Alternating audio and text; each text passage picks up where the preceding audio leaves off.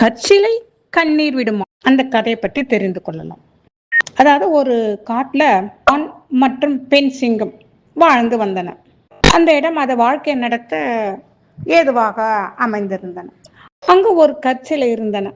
சரி, கற்சிலை தானே அப்படின்னு நினைச்சுன்னு இந்த சிங்கங்களுக்கு தெரியவில்லை. அமைதியாக அங்க வாழ்ந்து வந்தன. அங்கேயே மற்ற விலங்குகள் எல்லாம் அடித்து சாப்பிட்டு வந்தன. ஆண் சிங்கமும் பெண் சிங்கமும் விளையாடி களவில் ஈடுபட்டன.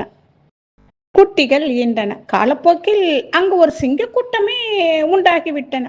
ஒரு நாள் ஆண் சிங்கம் கற்சிலையின் மடியில் படுத்து நாவில் வாயை தடவி கொண்டிருக்கையில் சிலையின் கண்களில் இருந்து கண்ணீர் துளி ஒன்று அதன் வாயில் விழுந்தது.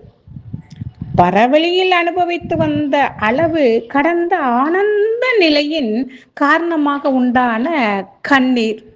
அது சிங்கம் தீக்கிட்டு போய் கீழே குதித்து சித்தர் முகத்தை பார்த்தது.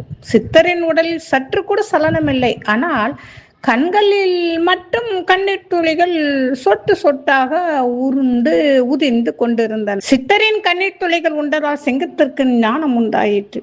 உடனே தன்னுடைய மனைவி மக்களை அழைத்தது. ஐயோ, நாம் இது நாள் வரை கற்சிலை என்று நினைத்தது சிலை அல்ல. இதோ பாருங்கள், கற்சிலை கண்ணீர் விடுமா, இது சிலை அல்ல, யாரோ ஒரு சித்தர் இந்த இடத்தை எப்படியெல்லாம் அசிங்கப்படுத்தி வைத்திருக்கிறோம் என்று கூறியது.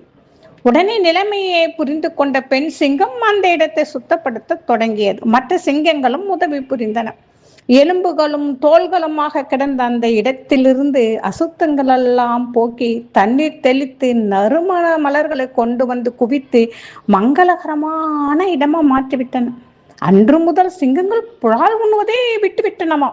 ரிஷிகள் உண்பதை போல காய்கனி இலை சருகுகள் புசித்து வாழ்ந்து வந்தனவாம். அவை சிவ சிந்தனை நெறியில் நின்றன. திருச்சிற்றம்பலம்.